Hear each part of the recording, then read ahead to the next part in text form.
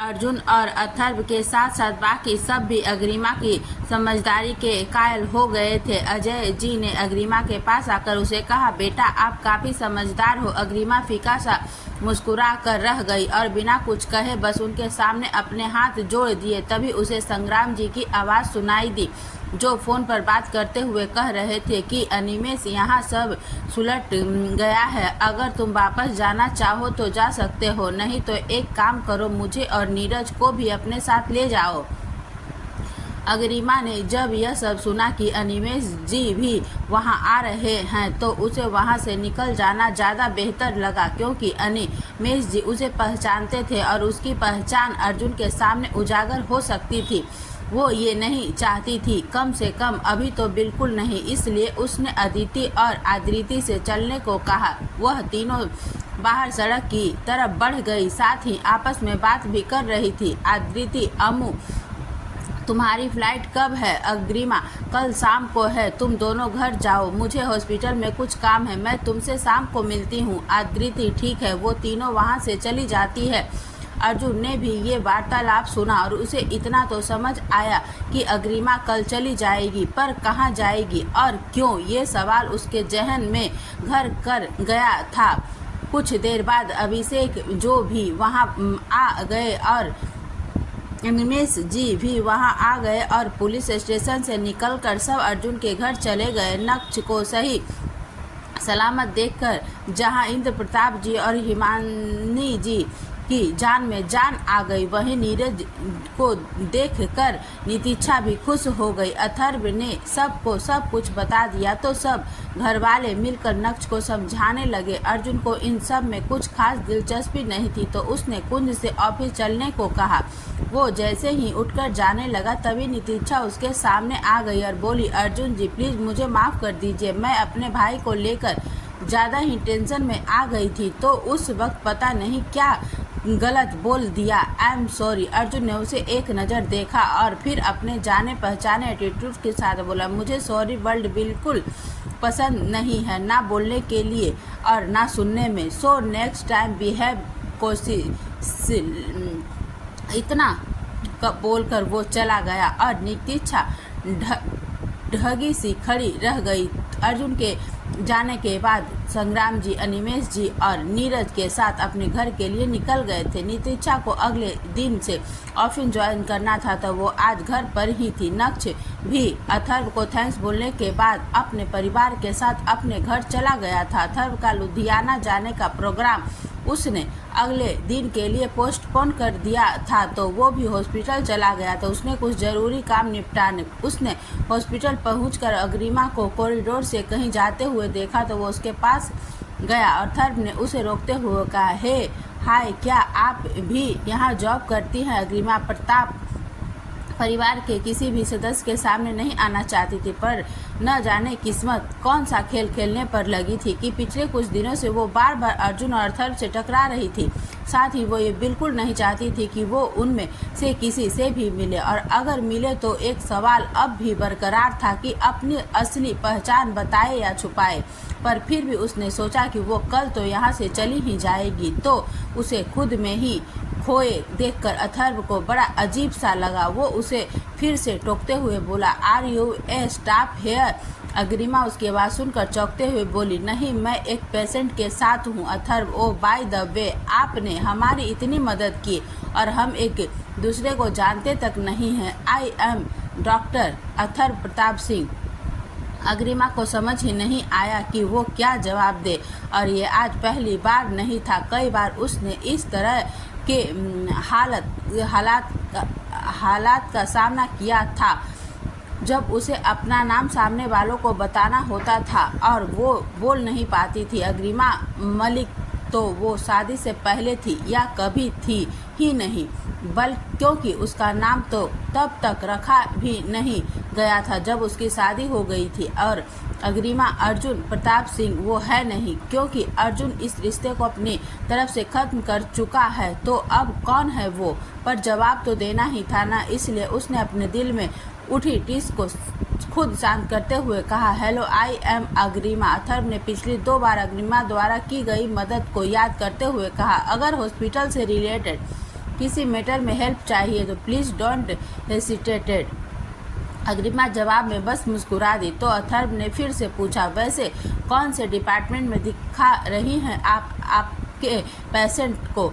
Agrima, mental health department में। वो कोई झूठ नहीं बोलना चाहती थी क्योंकि अथर्व अदिति को जानता था और उससे पूछ सकता था। अग्रिमा के झूठ बोलने पर उसे अदिति को भी सच छुपाने को कहना पड़ता और अदिति उससे इसका कारण पूछती तो वो कुछ बता नहीं पाती।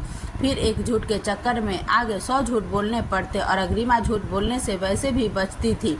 अथर्व, ओ तभी शायद आप डॉक्टर अदिति को जानती है, वो भी इसी डिपार्टमेंट में है ना? अग्रिमा, हाँ, वो बस जल्दी से यहाँ से जाना चाहती थी। उसने बहाना बनाते हुए कहा, डॉक्टर साहब माफ़ कीजिएगा पर मैं थोड़ी जल्दी में हूँ और शायद आप मुझसे भी ज़्यादा बिजी होंगे, मुझे अब चलना चाहिए। अथर्व को भी ये बात सुनते ही अपने सारे ज़रूरी काम याद आने लगे और तो वो बोला, या सो सी यू लेटर। दोनों वहाँ से अपने अपने रास्ते चले जाते हैं। वहीं अर्जुन आज ऑफिस में बहुत व्यस्त था। कई बैग टू बैग मीटिंग थी, सांस तक लेने की फुर्सत नहीं थी। पर थोड़ी थोड़ी देर बाद उसकी आंखों के सामने अग्रिमा का चेहरा घूम जाता। जब उसने उसे मंदिर के बाहर देखा था, अग्रिमा का ख्याल उसे बीच बीच में आकर परेशान कर ही दे रहा था। जब तक वो अनजाने में उसके ख्यालों में खोया रहता तब तक तो उसका दिल बिल्कुल शांत रहता। बस उसकी धड़कनें मध्यम से थोड़ी तेज हो जाती, उसके चेहरे पर हल्की सी मुस्कान की रेखा खींच जाती। एक अजीब सी सुकून का एहसास उसके अंतर तक को सरोबार कर देता। पर उस ख्याल से बाहर आते ही उसे खुद पर गुस्सा आने लगता, जिस एहसास से वो दूर रहना चाहता था। अग्रिमा को देखते ही वो एहसास और तेज हो जाता। अर्जुन बार बार उस ख्याल को झटकता और काम में ध्यान लगाता, पर कुछ देर बाद वो ख्याल अपने आप ही फिर से उसके जहन में आ जाता और काम से उसका ध्यान भटक जाता। ऐसा कई बार हो रहा था। तो अर्जुन अपनी चेयर से उठकर एक तरफ को आया और केबिन की ग्लास वॉल से बाहर की तरफ देखने लगा। एक हाथ में कॉफी का मग लिए वो गहनता से कुछ सोच रहा था। तू नहीं तो तेरा ख्याल सही, कोई तो है मेरा हम ख्याल। अर्जुन अपने केबिन में खड़ा कुछ सोच रहा था। कॉफ़ी का हर सिप उसके दिमाग में करंट पैदा कर रहा था। मैं इतना परेशान क्यों हो रहा हूँ? अगर मुझे कोई लड़की पसंद आ भी गई है तो अच्छा ही है, इसमें परेशानी कैसी? ये बिल्कुल सही उम्र है और मुझे इस वक्त अपने करियर की चिंता भी नहीं है। बल्कि अगर मुझे इस वक्त भी कोई लड़की पसंद नहीं आती तो शायद ये नॉर्मल नहीं होता। मुझे उस लड़की से दूर भागने की बजाय उससे मिलकर बात करनी चाहिए और उसे जानने की कोशिश करनी चाहिए। उससे मिलकर उसे असली अर्जुन से मिलवाना होगा। पर मैं हिचक क्यों रहा हूँ उसके पास जाने से? क्यों मेरा दिल उसे देखना चाहता है और दिमाग उसके पास जाने से रोक रहा है? कुछ देर तक वो सोचता रहा, फिर एकदम से उसके दिमाग में कुछ क्लिक हुआ और वो बुदबुदाया, पंचायत वाली लड़की, हाँ वही तो है जो मुझे आगे बढ़ने से रोक रही है। वो सारी ज़िंदगी उस शादी को अकेले निभाना चाहती है और यही बात अब मुझे आगे नहीं बढ़ने दे रही है। 3 महीने से ऊपर हो चुके हैं और अब तक एक बार भी उसकी तरफ से कोई मैसेज नहीं आया। इसका साफ साफ मतलब है कि वो अब मुझसे कोई सरोकार नहीं करना चाहती। यहाँ तक कि वो 1 करोड़ का चेक भी उसने अपने खाते में नहीं लगाया और अब तो वो चेक भी अवैध हो गया होगा। पर ऐसा कैसे हो सकता है? क्या वो सच कह रही थी? क्या वो हमेशा ऐसे ही अकेले रहने वाली है? अगर सच में ऐसा है तो मैं इस ग्लानि के साथ नहीं जी पाऊंगा। मुझे उसे समझाना होगा कि वो ये वचन बातें सब भूल कर अपनी ज़िंदगी जिए। उसके इस तरह जीने से किसी को कोई फ़र्क नहीं पड़ने वाला। मुझे पता करना ही होगा उसके बारे में। जब तक मैं उसे अपने दिमाग से निकाल नहीं देता तब तक मैं किसी और को अपनी ज़िंदगी में शामिल नहीं कर पाऊंगा। मुझे जानना होगा कि क्या वो सच में उस शादी को निभा रही है या कुछ वक्त बाद आगे बढ़ने का सोच रही है। अगर वो सच में सिर्फ मेरे नाम के साथ ही जी रही है तो मुझे सनशाइन से बात करने से पहले सब साफ करना होगा। अगले ही पल वो अपनी सोच पर चौंक गया। सनशाइन नाइस नेम, ये सोचते हुए उसकी आंखें चमक रही थी और चेहरे पर एक अलग ही नूर आ गया था। कॉफी खत्म करके उसने हेनरी को अपने केबिन में बुलाया। कुछ ही देर बाद हेनरी अर्जुन के सामने हाथ बांधे खड़ा था। अर्जुन ने उसे बैठने का इशारा किया और कहा, हेनरी एक काम करना है तुम्हें। हेनरी कुर्सी पर बैठ गया और मुंडी हिलाते हुए बोला, यस बॉस। अर्जुन, हेनरी तुम्हें वो पंचायत वाला मसला याद है ना? हेनरी की आंखों में सवाल उभर आया पर अपने बॉस से सवाल पूछने की हिम्मत उसमें नहीं थी, तो वो बस इतना ही कह पाया, यस बॉस याद है। अर्जुन, तुम्हें उस लड़की के बारे में सब पता करना होगा, बिना किसी को बताए वो आजकल कहाँ है, क्या कर रही है। उसने कहा था कि वो उस शादी को अकेले निभाएगी। तुम्हें पता करना है कि वो अब भी इस बात पर कायम है या ये सिर्फ उसने इस वक्त पंचायत से पीछा छुड़ाने के लिए बोला था। तुम्हें कुछ डिटेल या हेल्प चाहिए तो योगिता से बात कर लेना। हेनरी ने एक बार फिर से एक आज्ञाकारी बच्चे की तरह यस बॉस बोल दिया और उठकर जाने लगा। अर्जुन ने उसे पीछे से आवाज़ लगाई और कहा, Henry do it as soon as possible, और ये बात किसी को भी पता न चले, कुंज और अथर्व को भी नहीं। हेनरी ने शंका से अर्जुन की ओर देखते हुए कहा, बॉस कुंज का तो ठीक है पर अथर्व सर? अर्जुन, सही टाइम आने पर मैं खुद उसे सब बता दूंगा, पर अभी नहीं। Henry got it boss. Henry के जाते ही अर्जुन एक बार फिर से सोच में पड़ गया। उसे याद आया कि वो जब भी अपनी शादी के बारे में सोचता था तो उसके जहन में हमेशा एक मॉडर्न लड़की आती थी जो इंडिपेंडेंट और उसके बिजनेस में उसका हाथ बटाए, उसके स्टेटस में से मैच रखती हो।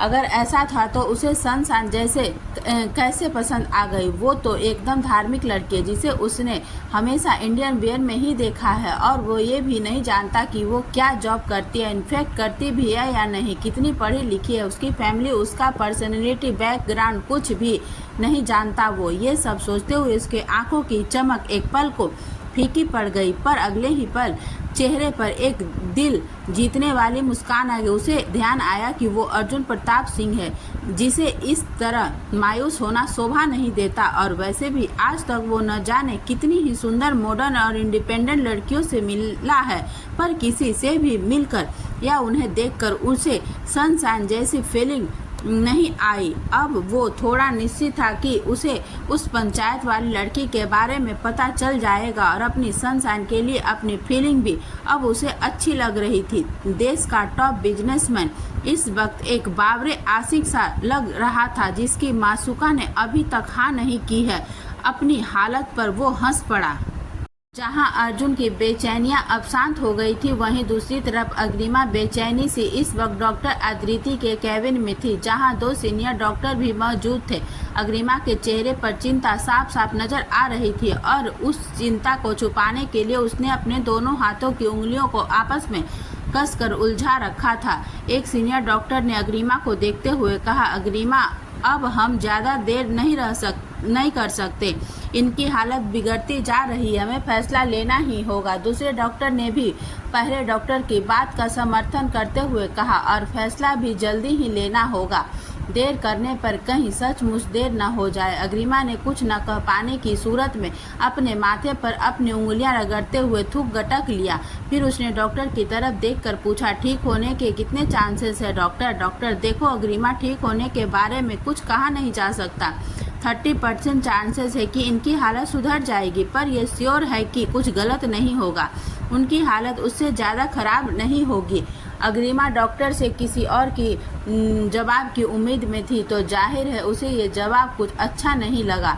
वो कुछ कहना चाहती थी, पर खुद को काबू करते हुए बस इतना ही पूछा, खर्चा कितना आएगा डॉक्टर साहब? पहला डॉक्टर, तकरीबन 20 से 25 लाख तक। अग्रिमा, उनका हेल्थ इंश्योरेंस है 10 लाख का, क्या उसका कुछ फ़ायदा होगा? अदिति अफसोस के साथ, नहीं अग्रिमा, ये ट्रीटमेंट उसमें कवर नहीं होगा। अग्रिमा की आंखों की पुतलियां यहाँ से वहाँ हिल रही थी। साफ तौर पर कहा जा सकता था कि वो अपने दिमाग में कुछ गणना कर रही थी। कुछ सोचकर उसने डॉक्टर से पूछा, ट्रीटमेंट में वक्त मेरा यहाँ होना जरूरी है या? अदिति, नहीं, उसकी ज़रूरत नहीं, कोई प्रॉब्लम होगी तो मैं भी यहाँ पर हूँ, तुम उसके बाद आ जाना, पर तुम पैसे। अग्रिमा ने गहरी सांस छोड़ते हुए डॉक्टर से कहा, ठीक है डॉक्टर साहब, आप ट्रीटमेंट की तैयारी कीजिए, मैं पैसों का अरेंजमेंट करती हूँ। इसमें शायद 15 दिन लग जाए, तब तक आप लोग उनके टेस्ट या प्री ट्रीटमेंट जो भी प्रोसीजर है वो कंप्लीट कर लीजिए। उसके बाद डॉक्टर ने उससे कुछ साइन करवाए जो हॉस्पिटल का ही प्रोसीजर था। दोनों सीनियर डॉक्टर के जाने के बाद अदिति अग्रिमा के पास आई और उससे प्यार से पूछा, अब क्या करेगी तू अग्रिमा, कुछ तो करना ही पड़ेगा। अदिति अपने पापा से बात कर ना, he will help you. Agrima, नहीं, घर में बिना मतलब का क्लेश छिड़ जाएगा और मुझे अब किसी की बद्दुआ नहीं चाहिए। माँ और दादी को इतने पैसों के बारे में पता चला तो वो बिना कुछ बोले पता नहीं क्या क्या बद्दुआएं देगी। मैं अपने लिए तो झेल भी लूँगी पर इनके लिए नहीं, ये मुझे ही करना होगा। अदिति उसके पास हाथ पर हाथ रखते हुए, मुझे पता है तू कर लेगी। ये सुन अग्रिमा बस मुस्कुरा दी। हॉस्पिटल से निकलकर वह वहाँ बाहर बने एक गार्डन में जा बैठी। जीवन में कितना भी एकांत हो, फिर भी इंसान को एकांत की ज़रूरत पड़ ही जाती है। अग्रिमा को भी इस वक्त एकांत की ज़रूरत थी। कुछ फैसले करने थे, शायद ट्रीटमेंट के बारे में घर वालों को बताए या नहीं, पैसों के बारे में तो बोल ही नहीं सकती थी। जिस कंपनी में वो जॉब कर रही थी वहाँ से जॉब छोड़ना चाहती थी, पर अब इतने पैसों के अरेंजमेंट का सुनकर उसे अपना ये फैसला भी बदलना पड़ेगा। कोई भी नई कंपनी उसे इतना लोन नहीं देगी। कुछ सोचते हुए उसने अपना फ़ोन निकाला और अपने दादाजी को मिला दिया। सामने से जगत राज जी ने फ़ोन उठाकर हेलो कहा तो अग्रिमा ने कहा, नमस्ते दादाजी। जगत राज जी, नमस्ते, कैसी हो अम्मू? अग्रिमा ने सहज भाव से सब अपने दादाजी को बता दिया तो उन्होंने उससे पैसों के बारे में पूछा। अग्रिमा ने कहा वो इंतजाम कर लेगी। जगत राज जी, अम्मू वो फार्म हाउस तेरे नाम पर है, अगर कुछ और इंतजाम न हो पा रहा हो तो उसे बेच सकती है बेटा। अग्रिमा, नहीं दादाजी, मेरे पास मेरी माँ की एक वही तो निशानी है। उस फार्म हाउस को उन्होंने खुद तैयार करवाया था। वहां जाकर अपनी माँ की गोद जैसा सुकून महसूस होता है, उसे नहीं बेच सकती किसी भी कीमत पर। जगत राज जी, मुझे माफ़ कर देना बेटा, मैं कभी कुछ नहीं कर पाया तेरे लिए और आज भी मजबूर हूँ। अग्रिमा, आपका या किसी का दोष नहीं है दादाजी, ये तो शायद मेरे ही किसी पिछले जन्म के कर्मों का हिसाब है। आपकी मजबूरी समझती हूँ। जगत राज जी, क्या तूने राजवीर को ये सब बताया? अग्रिमा, नहीं, मैं उन्हें रोते हुए नहीं देख सकती, आप ही ठीक वक्त देखकर उन्हें बता देना। जगत राज जी, ठीक है बेटा, अपना ध्यान रखना। फ़ोन काटने के बाद वहीं एक बेंच पर बैठे बैठे उसका ध्यान सामने कुछ दूरी पर घास पर बैठे एक कपल पर पड़ा। लड़की पैर से टिक कर बैठी थी और लड़के ने अपना सिर उसकी गोद में रखा हुआ था। दोनों हंसते हुए कुछ बातें कर रहे थे। अग्रिमा के दिमाग में सहसा ही अर्जुन का ख्याल उतर आया और दिल में उठी हुक के साथ ही चेहरा और ज़्यादा मुरझाने लगा। कभी कभी उसे अपनी ज़िंदगी से निराशा के अलावा कुछ नहीं मिलता था, जीने की कोई आस ही नज़र नहीं आती थी। आज भी ऐसा ही कुछ था, ना पैसे थे ना किसी का साथ, बस वो अकेली थी हमेशा की तरह, और थे उसके फर्ज जो उसे हर कीमत पर निभाने थे। अग्रिमा के जीवन में एडवेंचर की कोई कमी नहीं थी, पर फिर भी वो अपने लिए कुछ नहीं कर पा रही थी। अपने प्यार को पाने के लिए, अपने हक को पाने के लिए कितनी बड़ी बड़ी लड़ाइयाँ लड़ लेते हैं, पर अग्रिमा वो तो उस इंसान के सामने तक आने से सहज नहीं थी कि कहीं वो उसकी आंखों में छुपे एहसास न पढ़ ले, कहीं उसकी पहचान न पढ़ ले। कभी कभी वो भी सोचती थी कि सब छोड़कर अर्जुन के पास जाए और उससे पूछे कि वो भी हुआ जो भी हुआ उसमें उसकी क्या गलती थी, तो उसे किस बात की सज़ा मिल रही है। क्या कोई ऐसा रास्ता है कि मौत से पहले उसे इस सज़ा से मुक्ति मिल जाए? क्यों वो सामान्य लड़कियों जैसा जीवन नहीं जी सकती? क्यों अर्जुन का ख्याल जहन में आते ही वो बाकी लड़कियां जैसे अपने दिल में सपने, आंखों में ख्वाब नहीं सजा सकती? क्यों अर्जुन के सामने जाने पर एक शर्मीली मुस्कान की जगह उसके चेहरे पर असहजता आ जाती है? क्या अर्जुन कभी उसका हाल समझ पाएगा? क्या उसके जीवन में बस इंतजार और ताने ही हैं? जिस किशन की वो राधा बन चुकी है, उस किशन को तो इस बात की खबर तक नहीं है।